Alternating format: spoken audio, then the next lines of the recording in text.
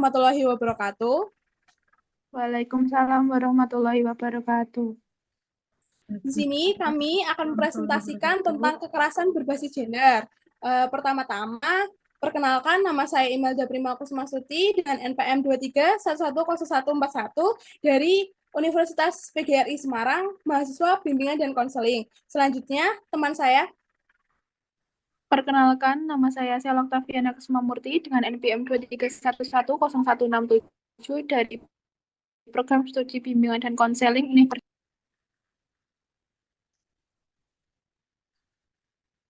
Saya Fadliatul Soimah dari Universitas PGRI Semarang, Prodi Bimbingan dan Konseling. Selanjutnya, simak video berikut ini.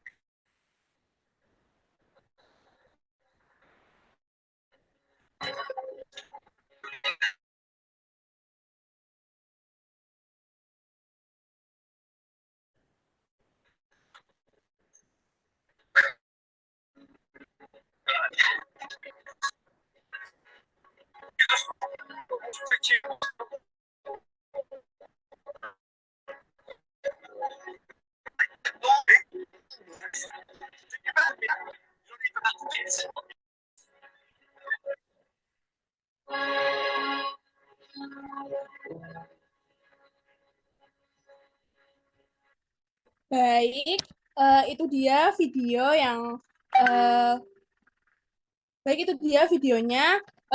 Selanjutnya untuk Mbak Sela, silahkan untuk menerangkan apa sih isi dari video tersebut.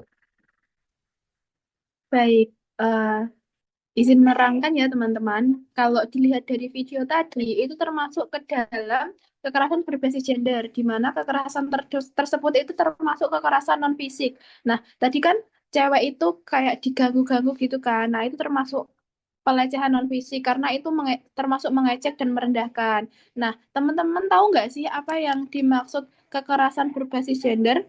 Nah, kekerasan berbasis gender atau KBG adalah tindakan kekerasan yang mencerminkan ketidaksetaraan antara laki-laki dan perempuan yang dapat terjadi sebagai akibat dari norma dan budaya patriarki. Kekerasan ini dapat berupa berbagai bentuk dan menimbulkan dampak negatif kepada korban. Selanjutnya, data kekerasan berbasis gender di Indonesia berikut ini. Nah, kekerasan berbasis gender tahun 2023, Komnas Perempuan mencatat 289.111 kasus kekerasan berbasis gender pada tahun 2023. Sebagai besar kasusnya adalah kekerasan dalam rumah tangga dan sepertiganya adalah kekerasan seksual. Kekerasan seksual di lingkungan pendidikan tinggi, Kemen PPPA mencatat 2.681 kasus kekerasan seksual di lingkungan pendidikan tinggi per April 2024. Selanjutnya akan dijelaskan oleh Mbak Yaya. Baik, apa saja contoh tindakan kekerasan berbasis gender atau KBG? A. Pelecehan seksual, yaitu komentar atau lelucon bernada seksual yang tidak diinginkan. Yang kedua, sentuhan fisik yang tidak pantas. B. Pelecehan online. Yang pertama, mengirimkan pesan atau gambar seksual secara tidak diinginkan melalui media sosial atau platform digital. Yang kedua, penguntitan atau stalking secara online. C. Paksaan seksual. Memaksa seseorang untuk melakukan hubungan seksual tanpa persetujuan. Tindakan kekerasan seksual dalam hubungan intim, intimate partner violence. D. Eksploitasi seksual, memanfaatkan posisi kekuasaan untuk mendapatkan layanan seksual atau perdagangan manusia untuk tujuan seksual. Selanjutnya dilanjutkan oleh Mbak Ilda. Terima kasih. Baik ancaman dan intimidasi. Contoh yang pertama, mengancam korban dengan tindakan kekerasan jika mereka tidak memenuhi permintaan seksual. Contoh yang kedua, menggunakan kekuatan fisik atau emosional untuk menekan korban. F. Penghinaan dan stigma. Contoh yang pertama, menyebarkan informasi pribadi atau merendahkan korban di depan orang lain. Contoh yang kedua, menyalahkan korban atas tindakan kekerasan yang dialaminya. Selanjutnya, dampak dari kekerasan berbasis gender. Yang pertama, trauma dan gangguan stres pasca trauma, PTSD. Yang kedua, kecemasan, depresi, atau gangguan mood. Yang ketiga, perasaan malu, tidak berdaya, dan terisolasi. Yang keempat, stigma dan label negatif dari masyarakat. Yang kelima, kesulitan dalam membangun hubungan sosial dan intim. Yang keenam, cedera fisik atau gangguan kesehatan jangka panjang. Yang terakhir, masalah kesehatan reproduksi. Baik, pengaruh kekerasan berbasis gender terhadap kesehatan mental anak dari umur 0 sampai 18 tahun. Kekerasan berbasis gender, termasuk kekerasan seksual, dapat menyebabkan trauma psikologis yang mendalam pada korban. Seringkali berujung pada gangguan mental seperti depresi, kecemasan, dan PTSD. Korban kekerasan berbasis gender, terutama anak-anak, berisiko tinggi mengalami masalah kesehatan mental jangka panjang. Dampak tersebut dapat meliputi gangguan suasana hati, perilaku merusak, dan kesulitan dalam membangun hubungan interpersonal yang sehat. Kekerasan berbasis gender atau KBG dapat menghambat perkembangan emosional dan sosial korban. Anak-anak yang mengalami kekerasan sering kesulitan dalam mengatur emosi dan membangun kepercayaan orang lain. Selanjutnya dijelaskan oleh Mbak Sela. Selanjutnya adalah bagaimana sih cara mencegah KBG atau kekerasan berbasis gender? Yang pertama, edukasi dan kesadaran masyarakat. Meningkatnya pemahaman masyarakat tentang kekerasan berbasis gender dan dampaknya. Mengedukasi individu tentang pentingnya menghormati privasi dan hak orang lain di dunia maya. Yang kedua, penguatan kebijakan dan hukum, artinya mengembangkan dan menerapkan kebijakan yang lebih kuat untuk melindungi korban KBG. Mendorong penegakan hukum yang tegas terhadap pelaku kekerasan berbasis gender. Selanjutnya adalah dukungan bagi korban.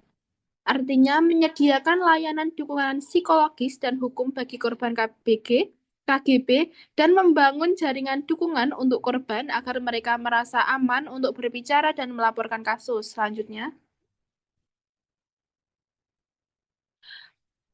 adalah peran media. Artinya, media harus bertanggung jawab dan dalam pelaporan kasus kekerasan dan menghindari praktik fake dan meningkatkan kesadaran di kalangan jurnalis tentang bahasa yang sensitif, gender, dan etika dalam pelaporan. Selanjutnya adalah kampanye publik, artinya melaksanakan kampanye untuk meningkatkan kesadaran tentang KGB dan bagaimana cara melaporkannya, serta mendorong masyarakat untuk mengambil tindakan dan berbicara menentang kekerasan berbasis gender. Selanjutnya, Baik, sekian dari presentasi kami. Selanjutnya, apakah ada pertanyaan?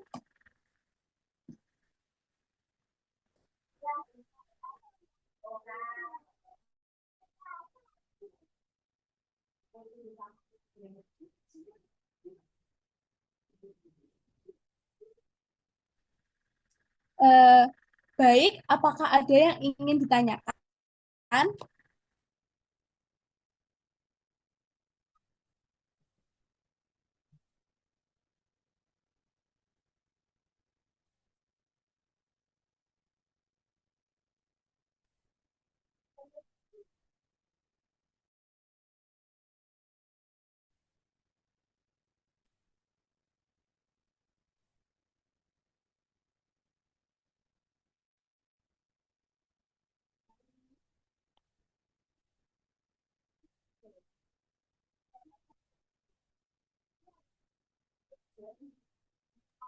Saya mau tanya Kak.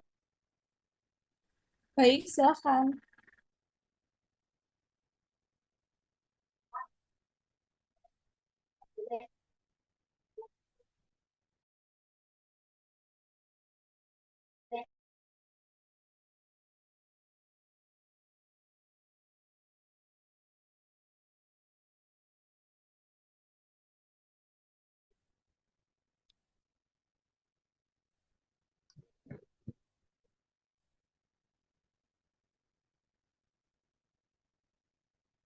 Baik, perkenalkan nama saya Ah, Sultan Aule Hasim dari Universitas Negeri Semarang.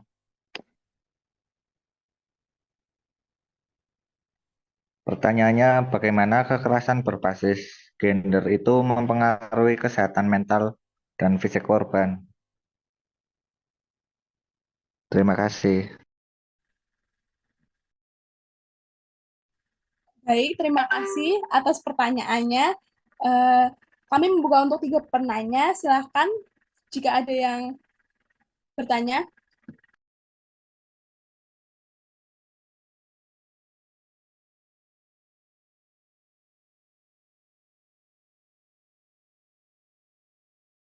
Saya mau tanya, Baik, dipersilahkan. apa penyebab utama kekerasan berbasis gender? Terima kasih. Baik, baik, terima kasih atas pertanyaannya. Satu penanya lagi.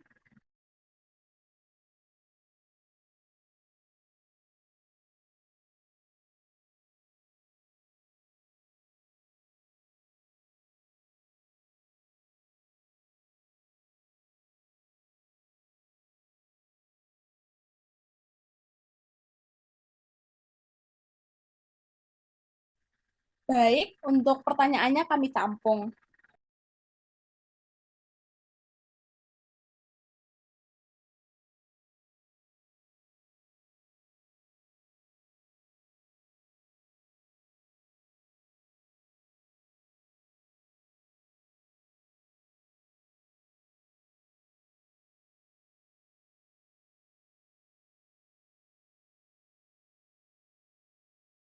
Baik, di sini saya akan menjawab pertanyaan dari Mas Sultan. Untuk pertanyaannya itu, eh, apa kekerasan berbasis gender itu berdampak pada apa saja? Yang pertama, kesehatan mental seperti stres traumatik, kecemasan dan fobia, depresi, gangguan tidur, dan rasa bersalah dan malu. Untuk yang kedua, di kesehatan fisik, yang pertama, contohnya itu cedera fisik, gangguan reproduksi, gangguan pencernaan, sakit kepala dan nyeri. Yang terakhir, gangguan imun. Eh, ada juga dampak jangka panjangnya seperti PTSD, gangguan kepribadian, ketergantungan obat, perceraian, dan kematian. Untuk upaya bantuannya sendiri, yang pertama itu mencari bantuan profesional, menghubungi layanan darurat, membangun jaringan dukungan, melakukan aktivitas relaksasi, dan yang terakhir itu mengadvokasi hak. Baik, Mas Sultan, apakah sudah menjawab?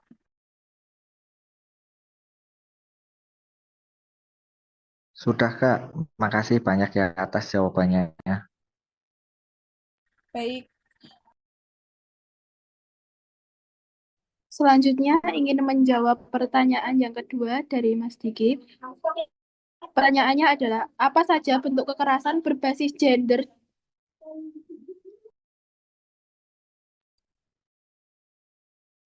Oh maaf, pertanyaannya adalah, apa penyebab utama kekerasan berbasis gender? Jawabannya adalah penyebab utama kekerasan berbasis gender adalah ketimpangan gender dan stereotip norma budaya patriarki, kurangnya kesadaran hukum dan minimnya pendidikan tentang kesetaraan gender. Nah, sebagai tambahan, biasanya kekerasan berbasis gender itu lebih banyak dilakukan kepada wanita karena wanita itu dinilai lebih rendah daripada laki-laki. Seperti itu. Apakah bisa dipahami? Terima kasih. Iya, sama-sama.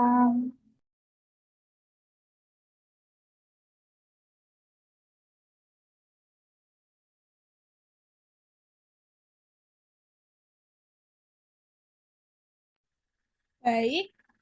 Sekian presentasi dari kelompok kami tentang kekerasan berbasis gender. Mohon maaf apabila banyak kesalahan dan tutur kata yang salah. Wassalamualaikum warahmatullahi wabarakatuh. Waalaikumsalam warahmatullahi wabarakatuh.